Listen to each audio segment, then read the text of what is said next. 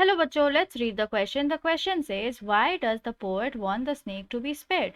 So यहाँ पर जो कवि है वो क्यों चाह रहे कि स्नेक को जाने दिया जाए. spared मतलब जाने दिया जाए, छोड़ दिया जाए. So क्या की पॉइंट्स हम ध्यान में रखेंगे इस क्वेश्चन का आंसर लिखते वक्त. सबसे पहला बात, the snake is non venomous and harmless, so the poet wants to spare him. जो सांप है वो जहरीला नहीं है और वो खतरनाक भी नहीं है, इसलिए जो कवि चाहते हैं कि उसे छोड़ दिया जाए. Then he is so safe that even a little child cannot be harmed by him. वो इतना ज़्यादा सुरक्षित है ताकि जो छोटा बच्चा है ना वो उसे भी कोई खतरा नहीं है उससे, उस सांप से. Then he is so safe that even little child cannot be harmed by him. Then हम इस क्वेश्चन का आंसर क्या लिखेंगे? So here we have the answer. The snake is non-venomous and harmless. So the poet wants to spare him. So this जो snake है, जो सांप है, वो non-venomous है. venomous मतलब जहरीला होता है, तो non-venomous है यानी कि वो जहरीला नहीं है.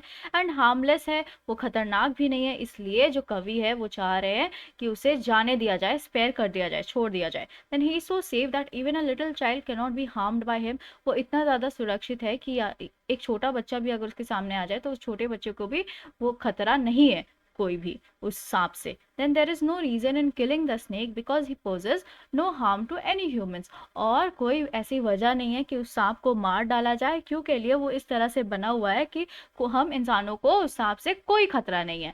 let's frame the answer now. the snake is non-venomous and harmless, so the poet wants to spare him. He is so safe that even a little child cannot be harmed by him. there is no reason in killing the snake because he poses no harm to any humans. I hope you understood it well. Thank you. Best of luck.